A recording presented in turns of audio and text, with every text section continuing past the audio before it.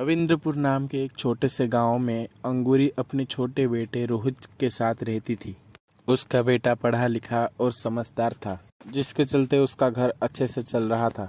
अंगूरी अपने बेटे के साथ खुशी खुशी रह रही थी, लेकिन उसके मन में उसके बेटा का शादी का बात चल रहा था।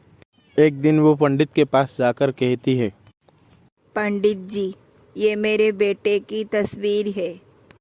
मैं चाहती हूँ कि आप मेरे बेटे के लिए सर्वगुण संपन्न एक अच्छा सा बहू ढूंढो, ताकि मेरा बेटा, वो तो शरीफ है,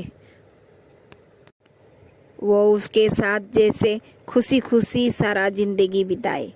ठीक है बहन जी, मैं आपके शरीफ बेटे के लिए एक अच्छा सा सर्वगुण संपन्न लड़की जल्दी से ढूंढूंगा। अंगूरी अपने बेटे की कुंडली पंडित को देने के बाद वहां से घर चले आता है। अंगूरी अपने घर के पास आकर देखता है तो घर का दरवाजा खुला होता है और वो कहता है, लगता है रोहित स्कूल के बच्चों को पढ़ाकर आ गया है। आज तो है इसके साथ मैं शादी के बाद कर ही रहूंगी। अंगूरी अपने घर के अंदर जाकर देखता है तो उसका बेटा रोहित पायल के साथ शादी के जोड़े में खड़ा होता है और उसके बाद अंगूरी हैरान रह जाती है। अरे बेटा, ये लड़की कौन है और तुम इस तरह शादी के जोड़े में इस लड़की के साथ क्या कर रहे हो? माँ, आप हमेशा मेरी शादी की बात करती थी ना, ये लो, मैंने शादी कर लिया। अरे बेटा, कभी भी तूने तेरा पसंद मेरे को बताया नहीं। वैसे तो बहू बहुत सुंदर है। तुम दोनों माँ बेटा अपने शो को चालू रखो। मैं तो बहुत थक गई हूँ, मैं तो सोने जा रही हूँ। पायल, रुको तो सही, तुम पहली बार मेरे माँ से मिल रहे हो, कम से कम उनका पैर तो छू लो।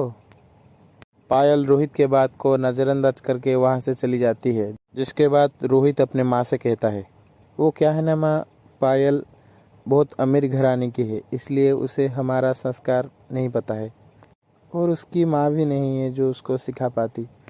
अरे मेरा बेटा, तू परेशान क्यों होता है? ये सब छोड़, जाकर आराम कर ले। मैं तुम दोनों के लिए खाना बना लेती हूँ।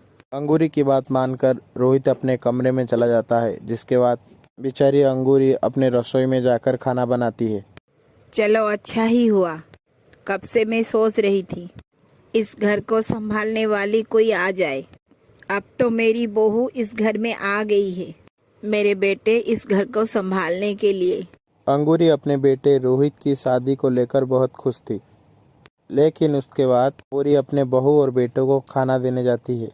ये क्या बदतमीज है माँ जी, जरा भी अकल नहीं है आप में कि किसी के कमरे में बिना लॉक किए गए नहीं जाना चाहिए। ओ सॉरी बहू, मुझे आदत नहीं है ना, लेकिन अगले बार मैं दरवाजा खटखटाकर अंदर आऊंगी। पायल खाने की थाली लेती है और जिसके बाद अंगूरी वहां से चले जाती है, लेकिन घर के दरवाजा के बाहर जाने के बाद अंगूरी को थाली गिरने का आवाज आता है। अरे ये क्या खाना बनाया है तुम्हारे माँ ने? ये खाना मेरे घर के नौकर भी नहीं खाते।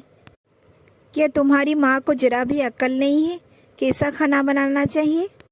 अरे तुम क्यों परेशान होते हो, मैं तुम्हारे लिए अच्छा सा खाना ऑर्डर कर देता हूँ, बिल्कुल भी परेशान मत हो।